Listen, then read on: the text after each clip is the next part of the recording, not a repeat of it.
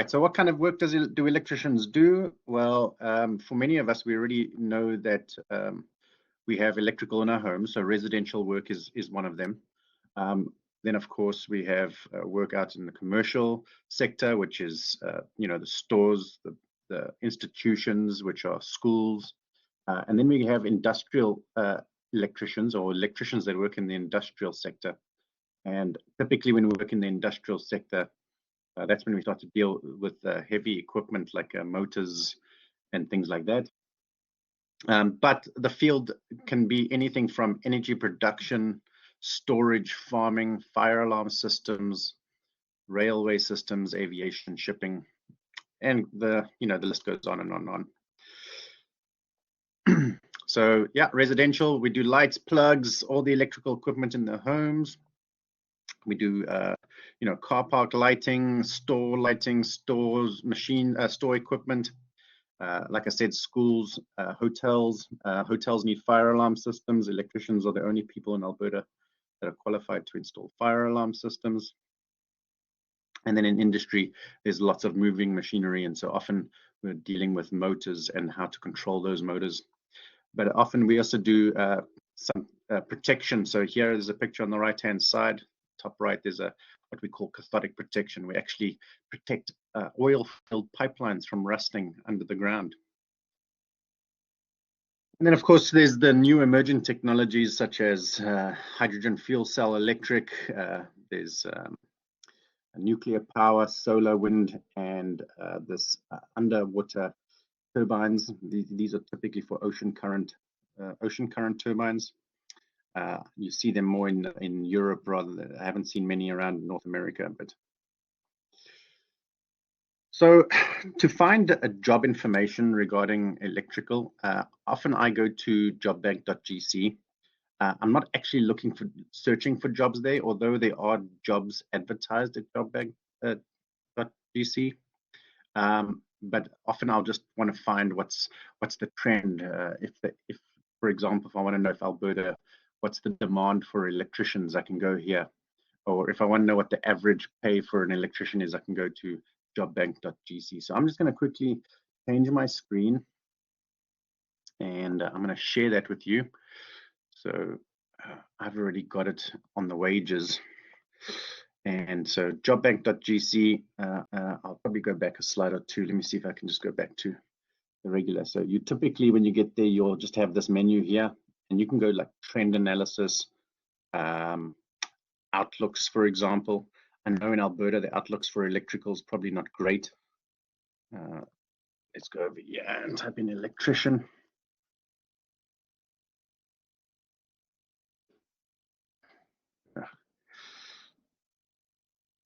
We'll search for that. So what are the jobs like in Alberta? And you can see that, let's have a look here. This says regions all across Canada. I want to look just for Alberta. I wonder if it'll give me just Alberta. Nope, not there. Prince Edward Island. If I just scroll down, Nova Scotia, it's good. New Brunswick, it's not so good. I'm trying to find Alberta here. Quebec, it's moderate.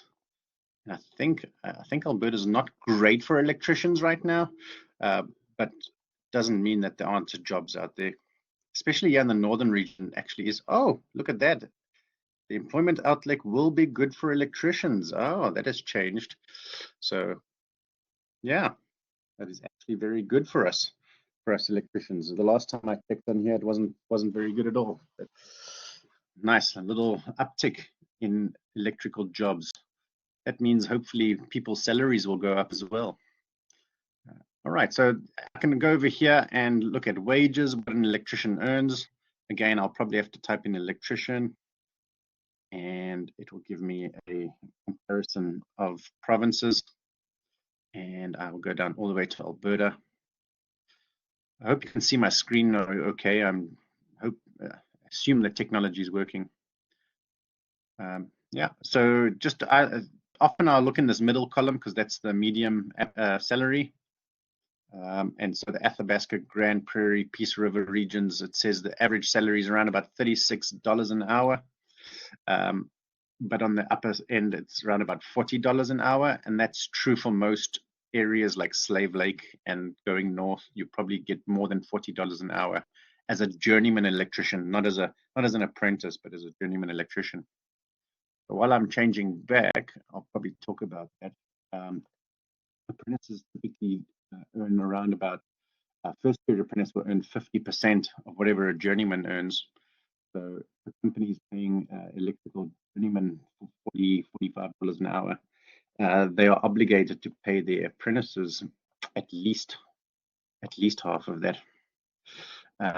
Their first period apprentices anyway. And then every period of training you go up, the salary should increase by another 10%. So second periods, you earn 60%, and a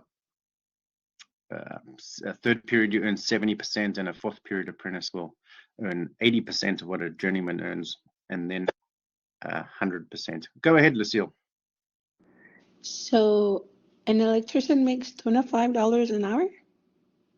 And an electrician apprentice, a first period apprentice, okay. Often they will start on around about $20 an hour, but that would depend on the company they work with. So it always has to be, 50% of whatever a journeyman earns. And we just saw that a journeyman electrician or journey person electrician will typically earn $40 an hour, especially in these regions, $40 plus an hour. So first period apprentice would definitely earn probably about $20 an hour. Oh, that's pretty neat. Yeah, that's just starting out. Remember, you're an apprentice, so no responsibilities. And then every period of training that you go up, that salary goes up quite considerably. So if you take $40 an hour and on your calculator times that by 0.6, so 60% of 40, I'm going to quickly do it on my calculator on my phone. So 40 times 0.6. Your salary increases from $20 to $24 an hour after your first period of training. When did they change the apprenticeship stuff? What do you mean the apprenticeship stuff? Well, because for one, my friend that is a carpenter, about a few years ago, he couldn't find a carpenter journeyman, so he was struggling with that. Because he was told to pick up the hours first and then go to the classroom. Yes, so most apprenticeships, how an apprenticeship really works is you will find a job. I'll talk about that in the next couple of slides.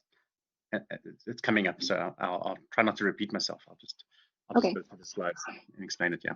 So many of my apprentices that I've just been training. So for example, today I spoke to one of my fourth period apprentices, and they're finishing up and they're going to become journeymen.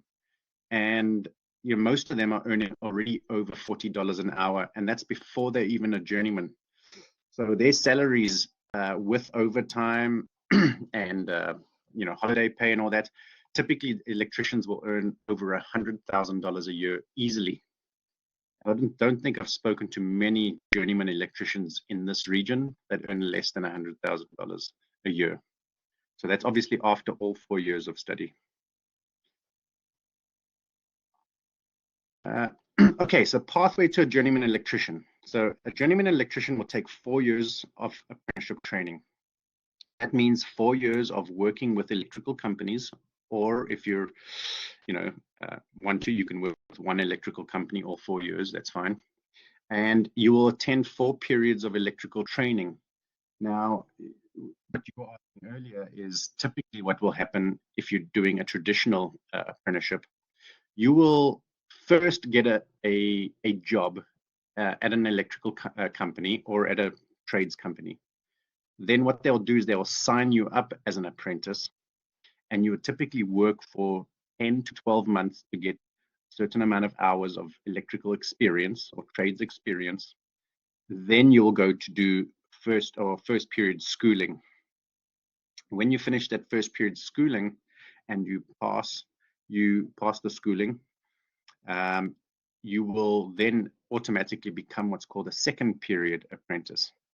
So you've finished 1 year of training, 1 year of work experience, and 2 weeks or 2 months, sorry, of schooling, you then become a second period apprentice, and that's when you get your pay increase.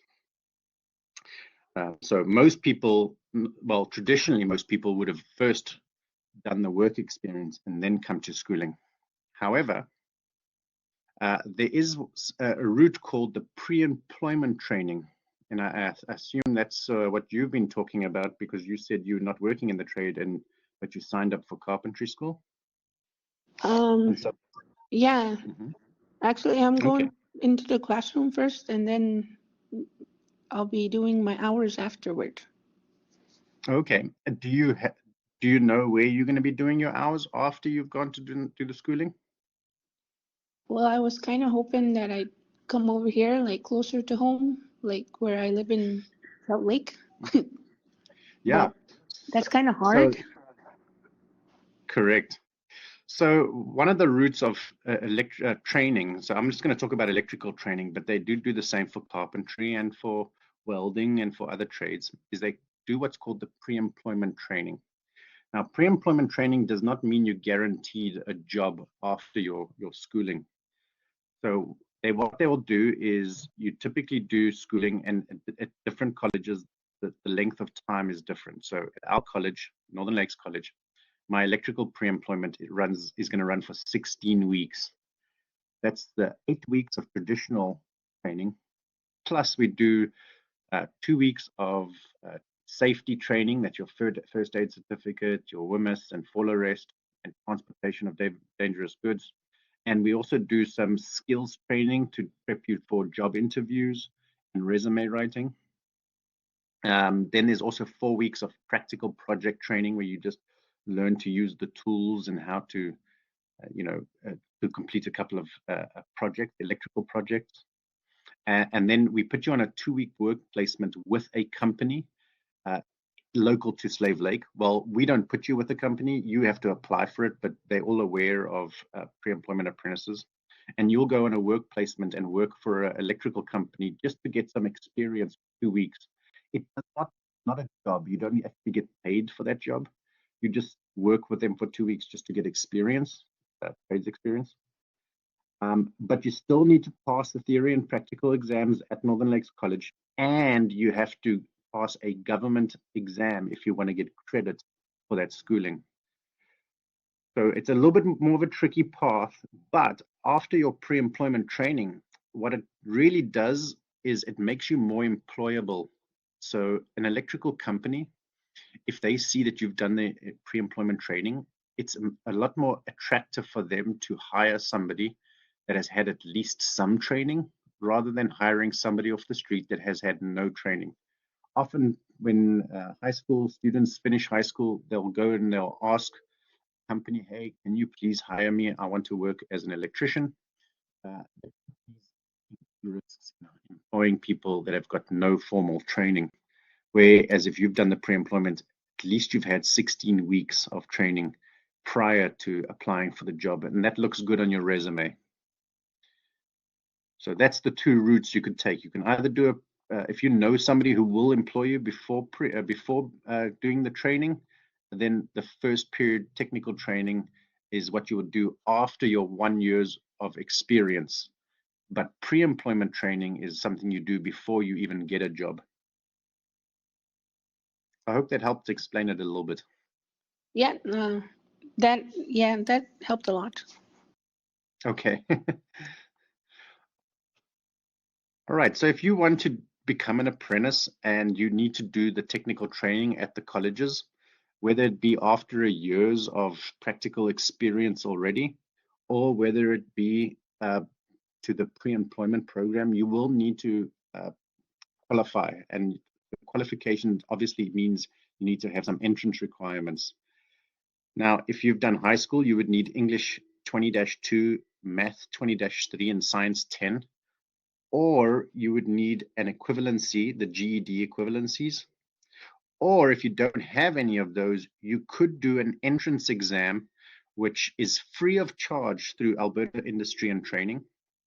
And there's actually a study guide for the entrance exam. So if you don't have, for example, Math 20-3, you could do the entrance exam and just study for that exam. Now, I'm not going to say it's an easy exam because, you know, people's experience is different. But if you go to Apprenticeship Industry and Training, or you type in your Google search tradesecrets.alberta.ca, I'm going to show you that on, I'm going to just change my slide again to that so you can see. Technology takes a little bit of time. I did the exam already. I didn't make it this time. Sorry, I didn't hear you. Broke up there a little bit. I already did the exam. I didn't make it this time, but hopefully next time. Now that I'm, know what to expect. Oh, absolutely. So, have you been to Trade Secrets? My Trade Secrets?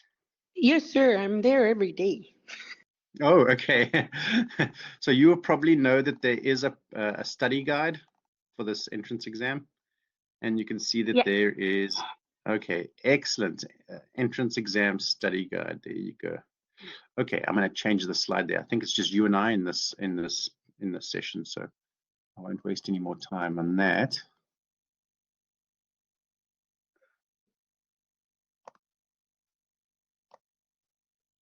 Could you repeat that for me, please? Sorry, yes, I was just saying that it's just you and I here.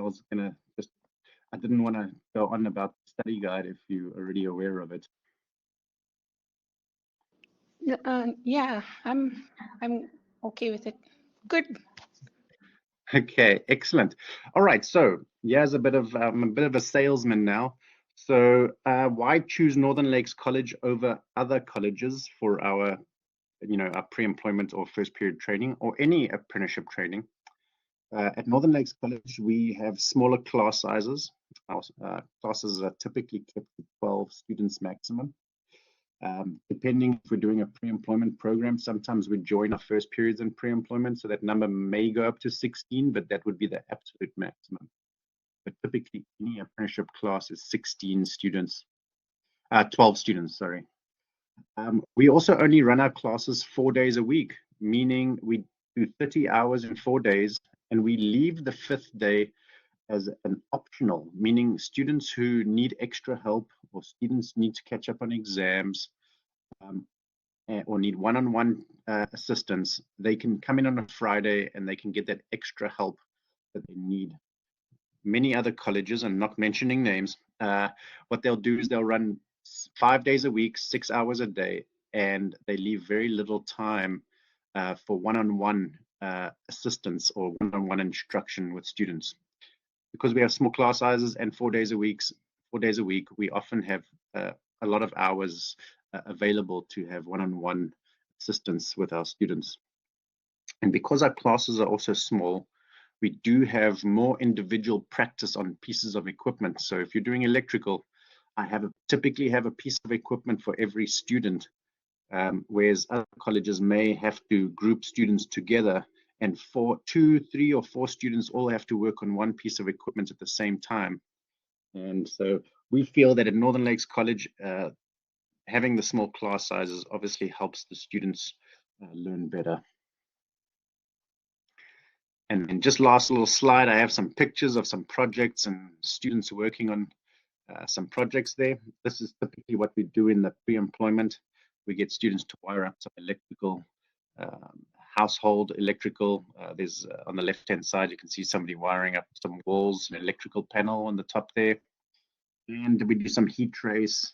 And then even like on the right-hand side, I have a student doing a simulation of a commercial electrical installation.